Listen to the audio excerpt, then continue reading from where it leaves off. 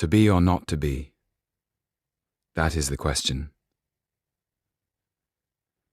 Whether 'tis nobler in the mind to suffer the slings and arrows of outrageous fortune, or to take arms against a sea of troubles and by opposing end them. To die, to sleep, no more. And by sleep to say we end the heartache and the thousand natural shocks that flesh is heir to. 'Tis a consummation devoutly to be wished, to die, to sleep perchance to dream, aye, there's the rub. For in that sleep of death what dreams may come when we have shuffled off this mortal coil must give us pause.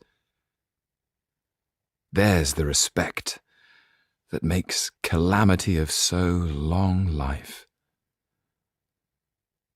For who would bear the whips and scorns of time, the oppressor's wrong, the proud man's contumely, the pangs of disprized love, the law's delay, the insolence of office, and the spurns that patient merit of the unworthy takes, when he himself might his quietus make with a bare bodkin? Who would fardels bear to grunt and sweat under a weary life, but that the dread of something after death, the undiscovered country from whose bourne no traveller returns, puzzles the will, and makes us rather bear those ills we have than fly to others that we know not of.